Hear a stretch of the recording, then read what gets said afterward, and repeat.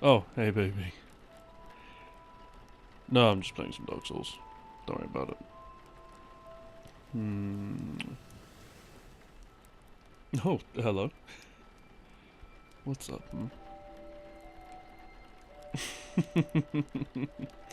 I know that face. She wants to have a nap. Well, be my guest. If my lap is comfortable enough for you, you're welcome to stay though. Hmm.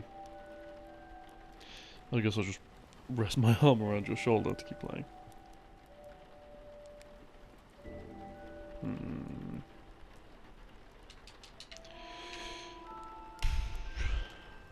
What am I supposed to learn? Hmm? Oh. Ramble you to sleep, huh? I don't know. You know my mind always goes blank whenever you ask me that.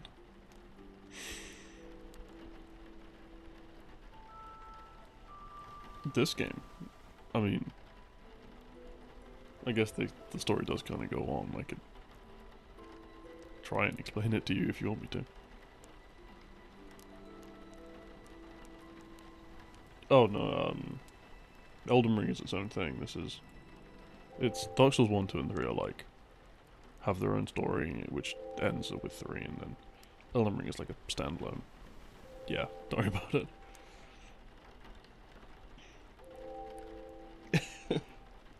You really are just baiting me now.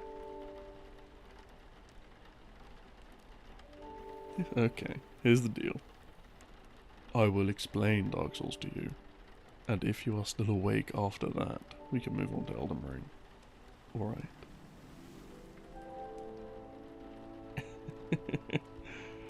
Sure. My phone? No, I don't need it. This is gonna be off the top of my head, don't worry about it.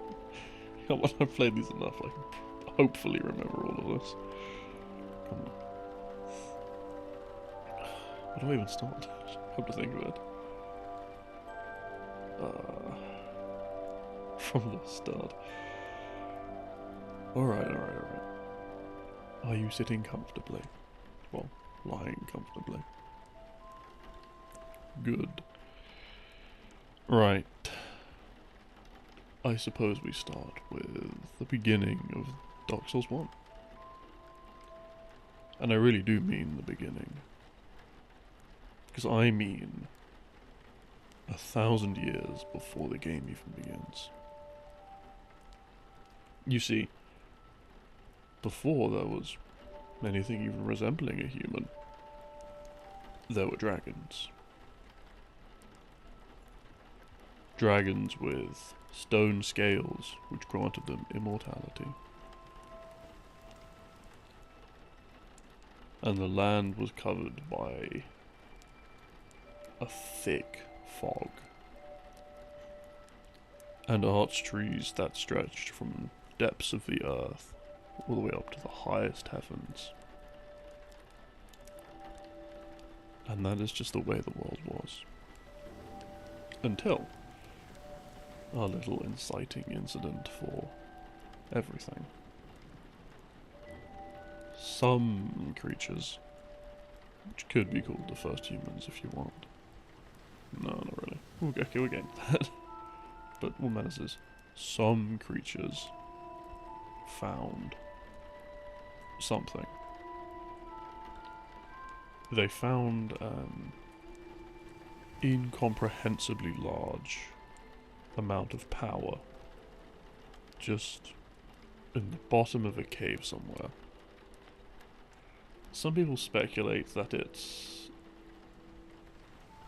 essentially the corpse of a god from like the end of Demon Souls, which is like the game that came before the Dark Souls series, but it's not important. And even if it's not canon at the very least, but it can be symbolic if you want. Sorry, on topic. This power was found by 4 things, creatures, whatever you want. And they split it between them.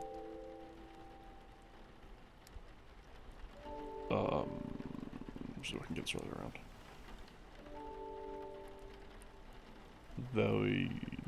They split it into 4 souls, if you want. And became the first things that had a soul. The soul of the dead went to Nito, the first dead.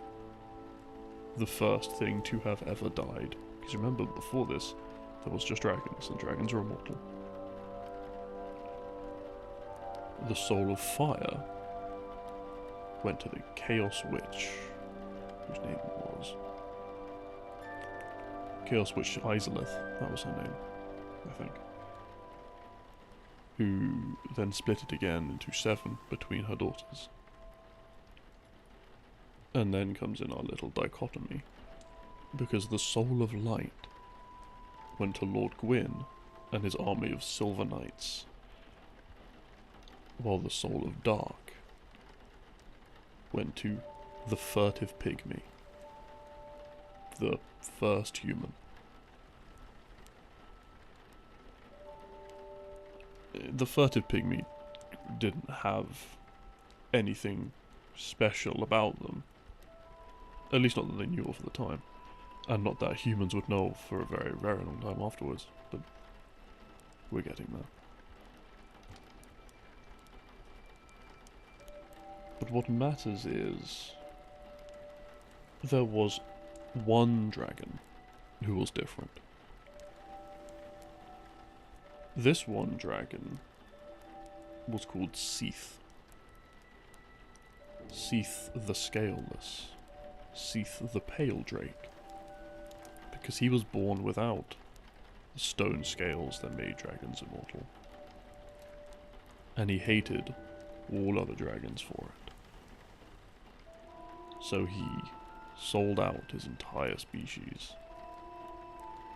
He revealed to Lord Gwyn there is a weakness.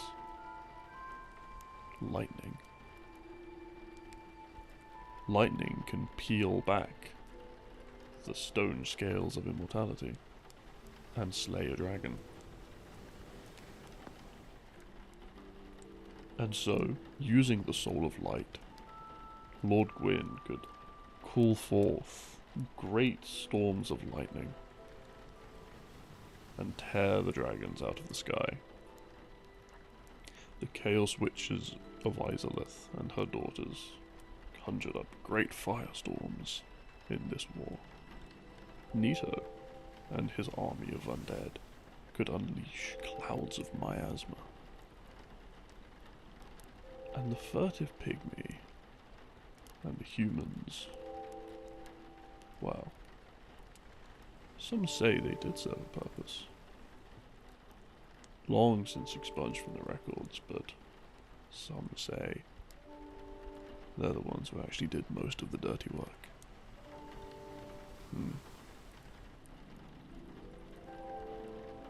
Now, if I'm getting my timeline correctly, it is at this point when something very important happens.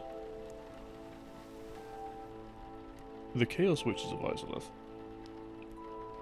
I believe it was them at the very least, inform Lord Gwyn of something, who has effectively since declared himself a god. They inform him of a prophecy that although the age of dragons is over, and it is now the age of the gods being Lord Gwyn, his wife, Guinevere, yes, and their children, who we'll get to in due time, trust me, there's several of them. They inform Lord Gwyn that the next age, or at least a future age, is going to be the age of the humans, the age of man. And he will be replaced by a human. And to attempt to shackle humans down, in a retaliatory way almost, Lord Gwyn gifts the humans the undead curse. Which is another little fun fact, that every time you die in Dark Souls, it is canon. Unlike other games, where you just, load up a save earlier. Humans, undead specifically, can die over and over again. But every time they do, their humanity slips away that much more.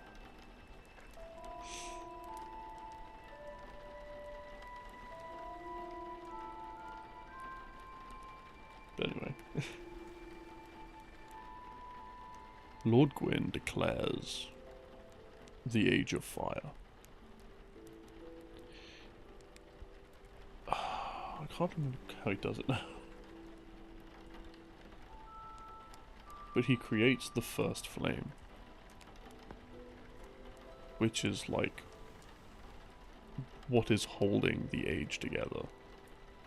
Eventually what becomes symbolic of his reign, of the gods being the supreme beings. And everything is good. Effects, essentially. Anor Londo, his grand castle is built, everything is built, everything is wonderful. But, as they do, the fire begins to fade after, who knows, hundreds, maybe thousands of years.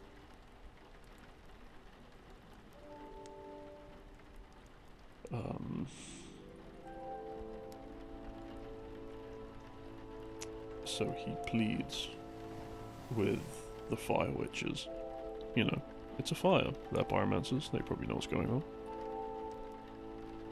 And they say they're going to attempt to make another one, to imitate it. But one does not so easily recreate the flame that is holding together the order of the world. And it does not go well. It collapses in on itself, and from that, demons are born. Creatures of chaos and fire and anger.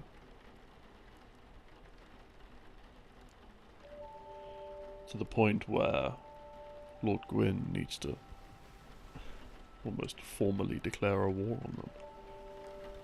And many of his Silver Knights are armed with weapons far larger than usual for striking down these enormous beasts, and their armor stains black from the soot and the fires, becoming the Black Knights.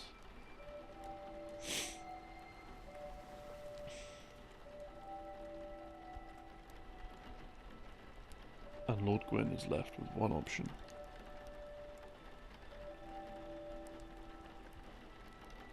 One last thing he can do to keep this fire burning,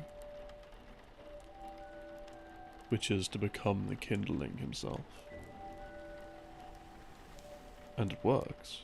The Age of Fire continues without him. But that event will be forever known as the First Sin.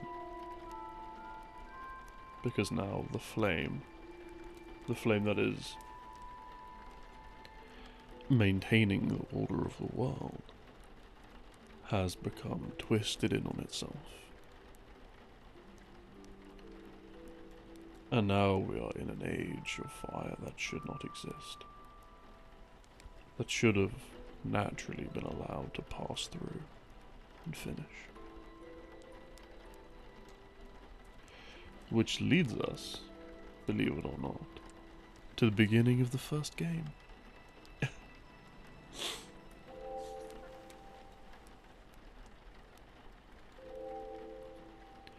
The first game begins in an asylum, the Undead Asylum, and on its surface you can kind of see that, it's an asylum for undead who have fully slipped, fully lost all their humanity, hollowing as they call it. And hollows are dangerous. So, yeah, look them up. But you're freed by a fellow hollow. Well, a knight, actually. Called Oscar, if memory serves. He dies trying to rescue you, throwing you down the key to your own cell from a rooftop window.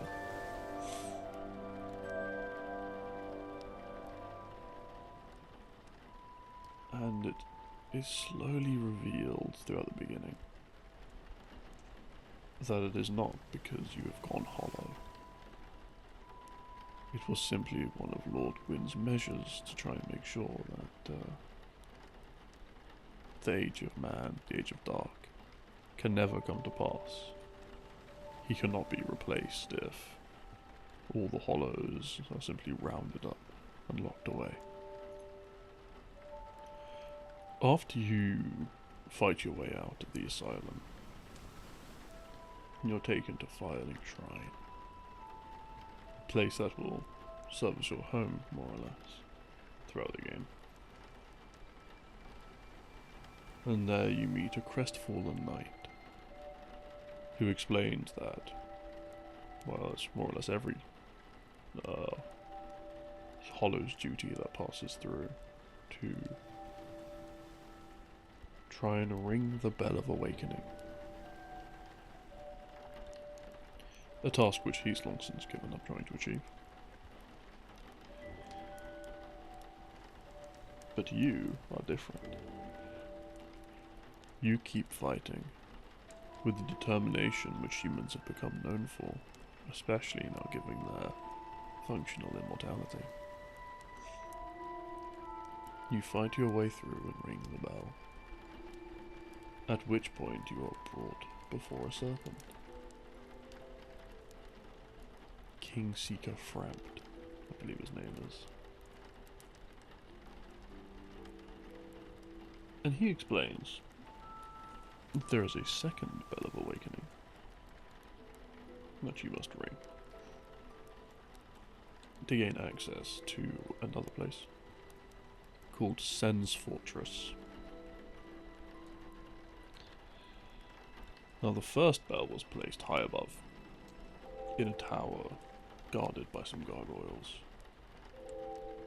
But the second is deep underground, guarded by Chaos Witch Quailag, one of the Fire Witch's daughters.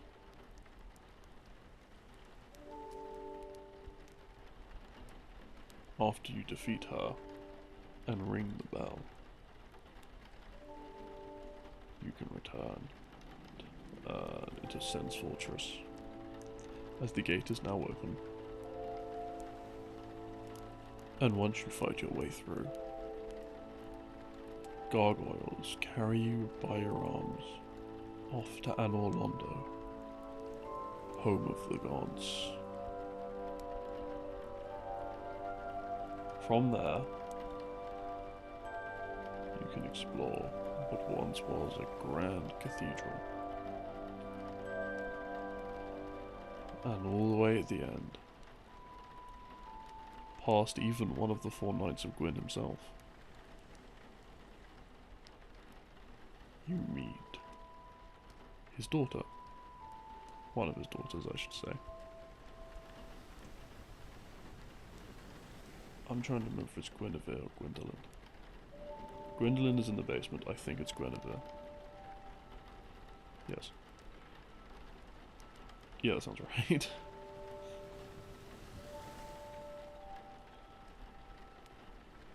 Now, she gifts you something called the Lord Vessel. Something which is capable of gathering up incredibly powerful souls, if you will. And both she and Kingseeker Frampt will explain to you that what you must do is effectively gather together the souls that were once in one piece. For all the powerful souls of Nito, of Lord Gwyn, of the Chaos Witch, and not of the Furtive Pygmy. They don't mention anything about that, but we'll be getting to that. Now Nito, his is relatively simple. We fight our way down the catacombs, down and down and down, to more or less the bottom of the earth, where we rise him from his sarcophagus that he's been resting in ever since, and slay him. The witch Izalith is quite similar. We fight through her demon ruins to find what's left of her. Nothing but a tiny slug, warped by chaos magic over the eons, and slay her. Unfortunately, Lord Gwyn's soul is a little bit more complicated.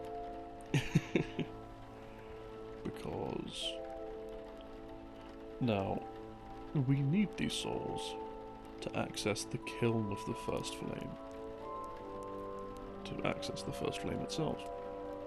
And Lord Gwyn is still in there, hollowing, after he sacrificed himself to it. But he does not have all of his own soul. As one of the rewards for his betrayal, he gave a piece of it to Seath the Scaleless.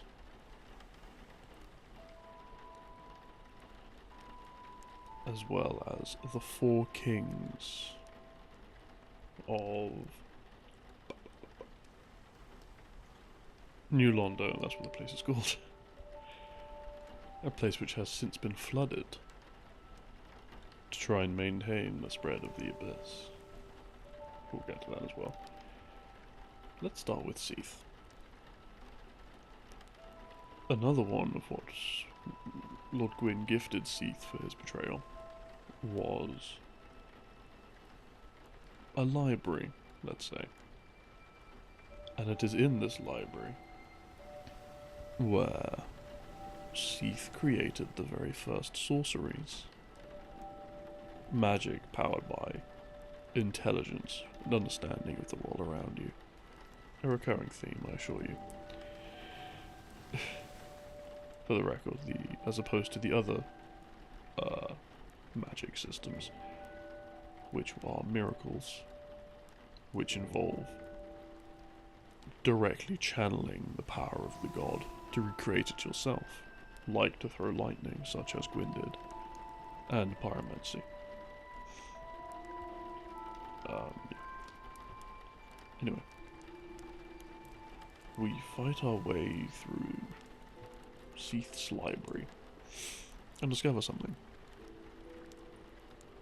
He's, despite having no stone scales, has sort of recreated immortality in the form of a crystal. I'm sort of bigging it up. It's quite a minor part of his boss fight. There's just like a crystal at the back of the arena you have to hit before you can hit him. It's fine.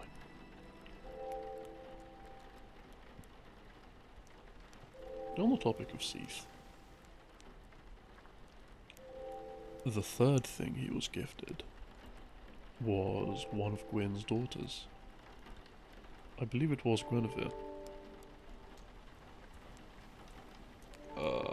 And together, they had a child called Priscilla.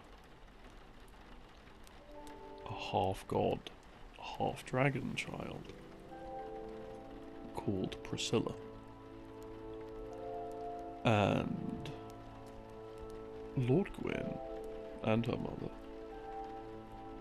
were so terrified of the implications of that they sealed her away inside a painting. Because that is a thing you can do. Like, paintings can be mirror dimensions. Don't worry about it.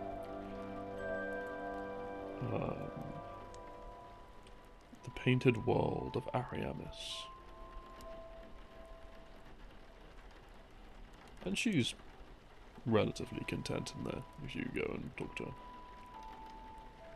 If you get all the way through and, like, get into her boss arena, she won't attack you straight away. She'll just say, like, please leave. You can fight her if you want,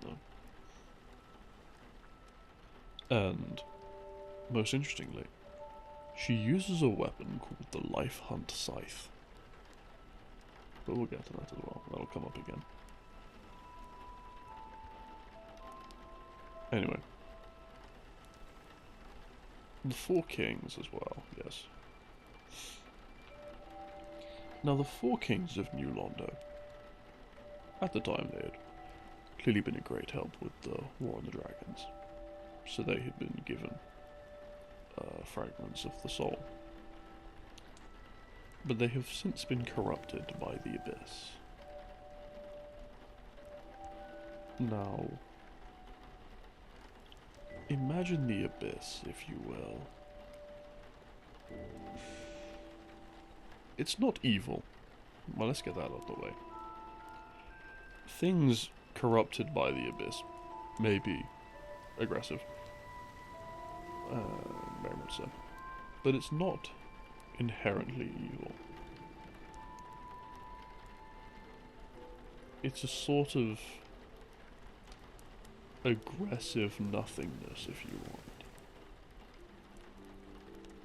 Taking over the world, which should rightfully belong to it. Because, fun fact, it's the dark, the cold, the stillness,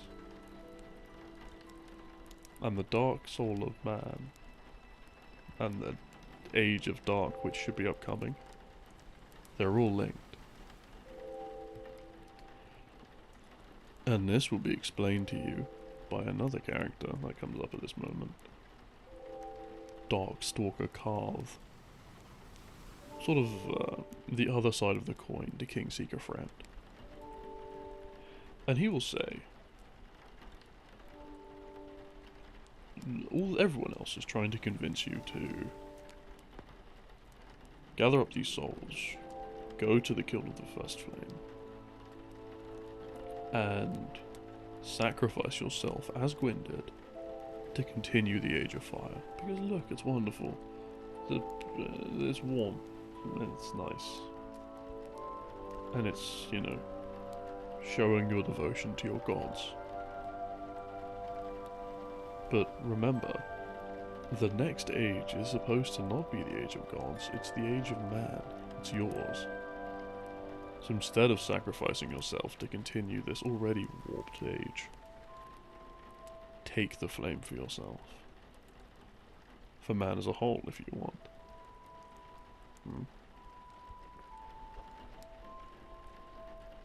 But either way, it's up to you. So that's what you do. You defeat the Four Kings. You gather up all the souls. You access the kiln of the First Flame. And what's left of Lord Gwyn? Just a hollow. Barely a god. Just a sad old man who was scared of his light going out. You kill him without too much difficulty.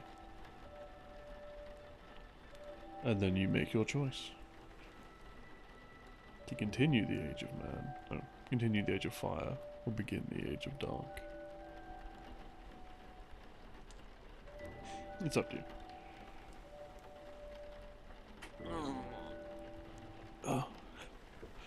My leg's going numb without you resting on me.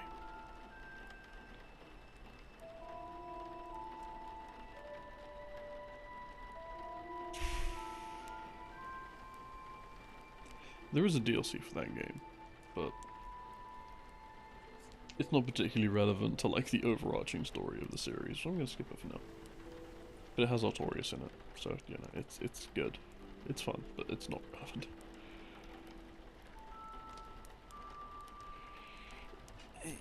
Not many of them are relevant. I think only the Dark Souls 3 ones are relevant. And well, Dark Souls 2 as a whole isn't overwhelmingly relevant either, because it takes place somewhere else, if that makes sense. It's a sort of look at how places far away from Londor, where all this was happening. Is it Londor? I think it is. I think I might be getting confused with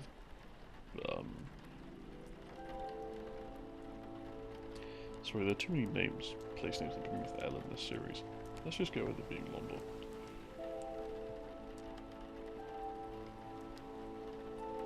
I've lost my train of thought.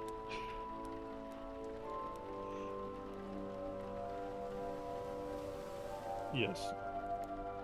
Because all humans were affected by the undead curse, right? Not just, you know, the ones nearby who actually knew what was going on.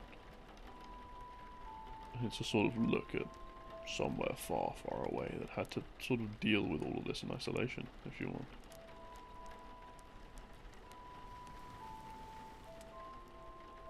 Trying to defeat a king who gradually went mad. Gathering the most powerful souls you can to even earn the right to challenge him. Great souls from all corners of the world.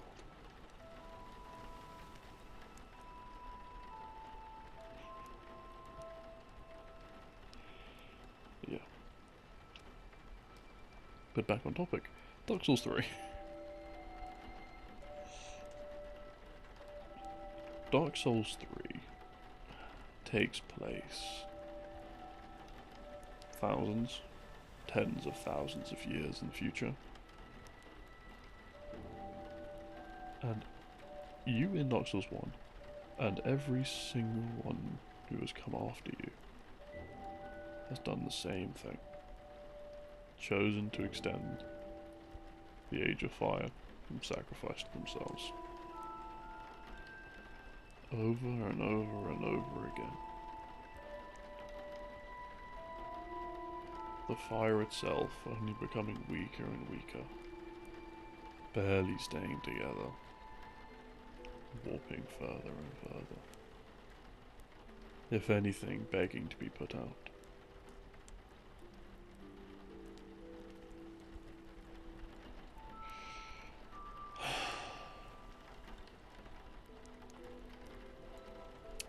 But then, someone does something different. Because by this time it's become almost ritualistic, if you want. People are chosen from birth to become the champion that links the fire. And in this case, it was a prince. Prince Lothric. Prince Lothric was different to his twin brother. Actually, I think they were twins. Prince Lorien. Because although, even before they were born, Prince Lothric was the one who was going to link the fire and become some great champion. And was gifted a sword of platinum. When he was born frail and weak. And it was his brother who had to step up, Prince Lorien. But still, they were very close. But Prince Lothric had other ideas. He suggested just letting it all fade, finally. letting it all turn to dust. And, to quote the opening cutscene, when the link of the fire is threatened, the bell tolls, unearthing Old Lord of Cinder from their graves. Aldrich, Saint of the Deep, Farron's undead legion, the Abyss Watchers, and the reclusive lord of the profaned capital, Yorm the Giant. Only, in truth, the lords will abandon their thrones, and the unkindled will rise. Nameless, accursed undead, unfit even to be cinder. And so it is that ash seeketh embers.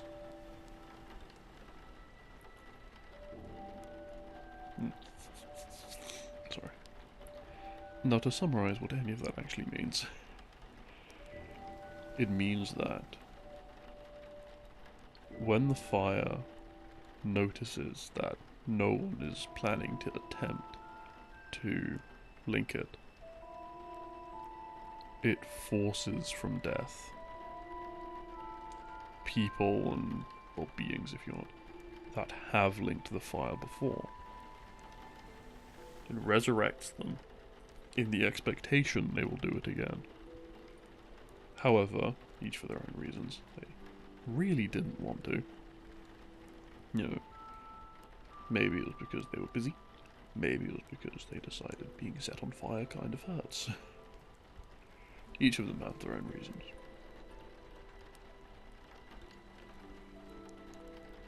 And then, the fire recognizing this as well, once again raises the dead. But this time, it raises unkindled ash. People who tried to link the fire, but weren't strong enough. Who failed. You. In the hopes that you will try again, and maybe this time you'll actually do it.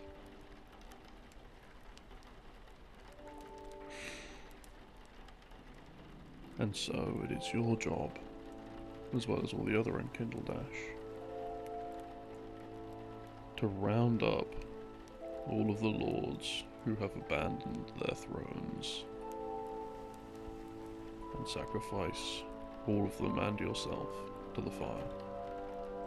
Now let's go through them all one by one. The first one you find is Farron's undead legion, the Abyss Watchers. And in life, their whole thing with the undead legion was to go to anywhere where there was even a hint of the Abyss's corruption and wipe it off the earth, bringing down entire kingdoms.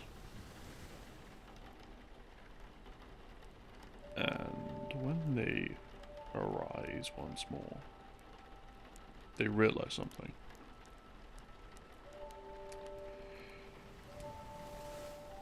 Because of how long it's been, with the fire warping over and over again, particularly feeding on the undead humans that are actually doing the linking, there is now traces of the Abyss in the flame where there wasn't once. And, having been resurrected by it, there is now a trace of the Abyss in them. And so they just keep fighting each other, unable to die, killing one another over and over again, until you step in and cut them down for good.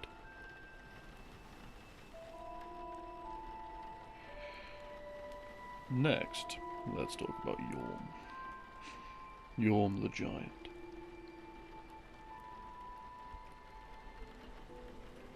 Yorm was king of his profaned capital, where they worshipped the profaned flame. which was somehow not heresy, don't worry about it. But they worshipped their own little fire.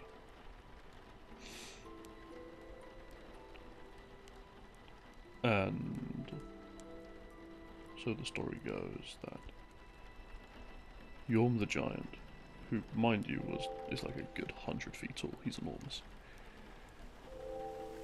He would wield a great machete in one hand and an enormous great shield in the other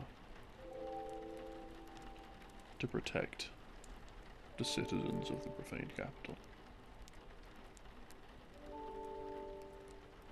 But they hated him.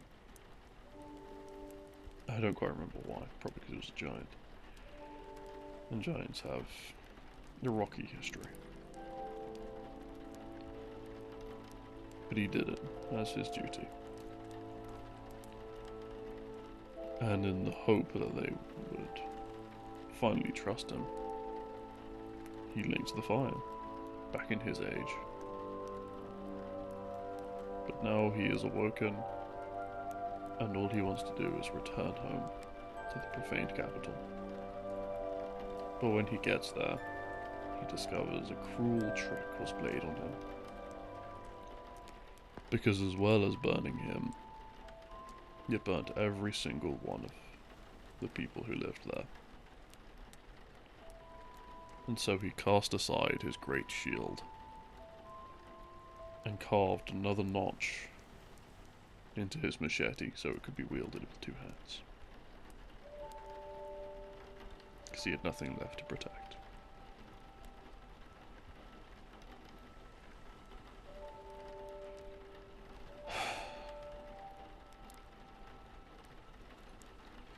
Finally, we have Aldrich, Saint of the Deep. Now, Aldrich was a clergyman for the Way of White, I believe, who are like the main religion that worships the gods. But he was also a cannibal. And his appetite grew larger and larger. Until one day he attempted to start devouring gods. He was helped along by an inside man, Pontiff Sullivan, who declared himself Pontiff, which is a bit like a pope, of the Way of White, and orchestrated a takeover of everything, including of Anor Londo, where he guided Aldrich as a almost mindless beast now to Anor Londo, where he feasted upon the very last thing in there. Because the final knights had long since left. No, that's not right. The last two knights to remain at their post was the last knight of Gwyn, Dragon Slayer Ornstein, who left to try and find the son of God, the son of Gwyn that had been struck from the records for the sin of turning traitor and joining the side of the dragons in the war however many tens of thousands of years ago.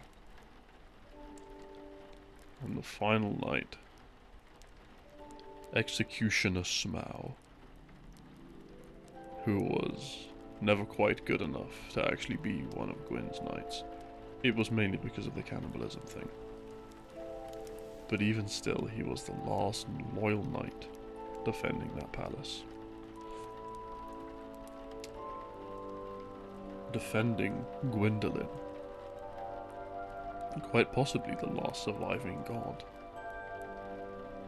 Son of Gwyn. And a god of illusions.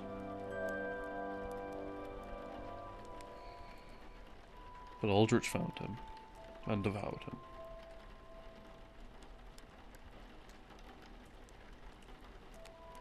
Now, Aldrich was special in other ways, possibly due to his god-devouring hobbies, which is that he could dream Now I mentioned earlier that a miracle, which is the magic of the gods, well, the magic through the gods I should say, the gods are just magic, where if you recount a tale perfectly, you are then able to do the legendary action described in the story. Like you describe when Gwyn threw lightning at a dragon and then you were able to do it. That is like the casting process, if you want. Aldrich is able to use Life Hunt Scythe because they saw it in a dream. And if you remember, Life Hunt Scythe is the weapon used by Priscilla, the crossbreed dragon, however many tens of thousands of years ago.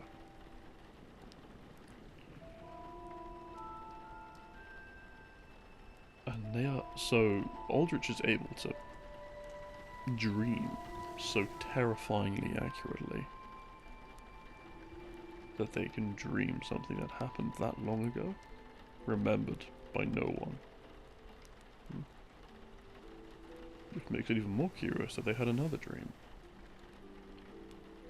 Something called the Age of the Deep Sea. Almost nothing is known about it, other than, well, a deep sea would cover everything. Used to say. But back on topic, you gather the heads of the Abyss Watchers, of Yorn the Giant, of Aldrich, and of Prince Lothric, the one who was supposed to have sacrificed himself to the flame in the first place. And also another guy called... his name slipped my mind. Uriel? No. Let's call him Uriel for now. But he was like pretty okay with everything. He was happy to do it again. He was on your side from the beginning. And after that, you burn all of those heads and are brought to the kiln of the first flame once more. And from there, you defeat what would have been Lord Gwyn in the first game, but has since become an amalgamation of every single champion who has ever linked the first flame themselves. Defeat it, and then you are given that choice once again. You can either link the fire, or you can claim its power for yourself.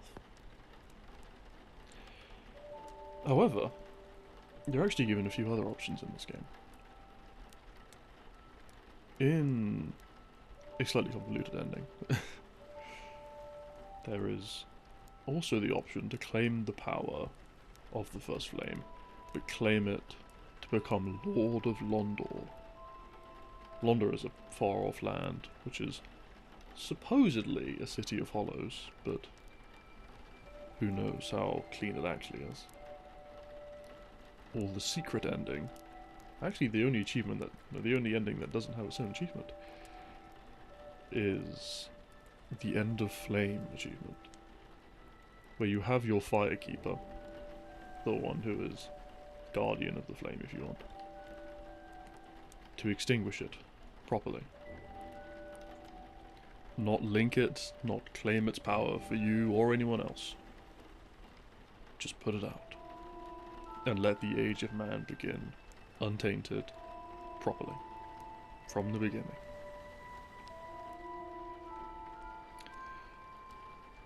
Now I've skipped over every single DLC so far, because they've been largely irrelevant to the, ongoing plot of Dark Souls.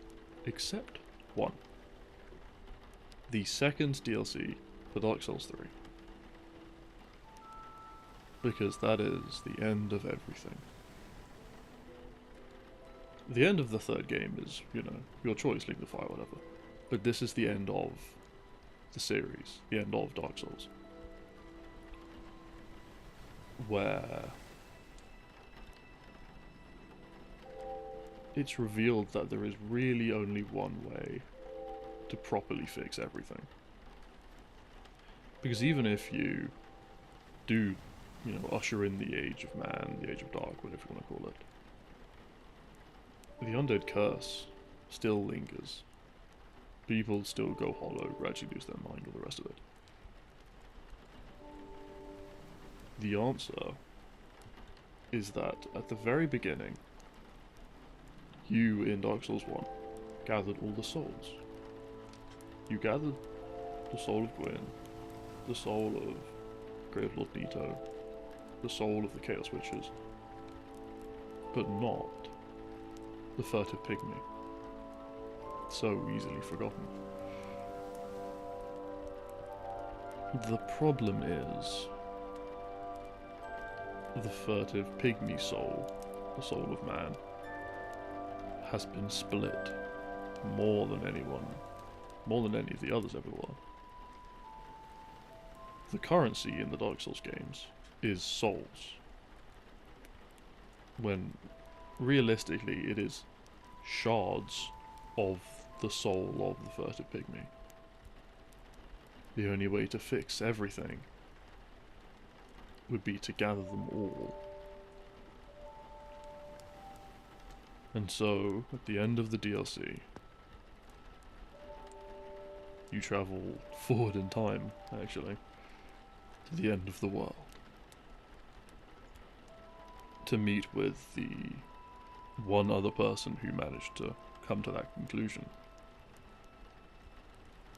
And it really is the end of the world, because they've nearly done it. There is only you and them. They've long since managed to kill everyone else. Gather together the long since fractured dark soul of man. And all they need now is yours. Or, as you win the boss fight, you need all of theirs. But, okay. You've gathered the dark soul of man. What now? Well, do you remember what I said about Priscilla? The dragon half-breed who was kept inside a painting. You can use the blood of the dark soul of man to make a painting. Back in the past, or the present if you want, which the painter, a little girl, I believe describes as a cold, dark, very safe place.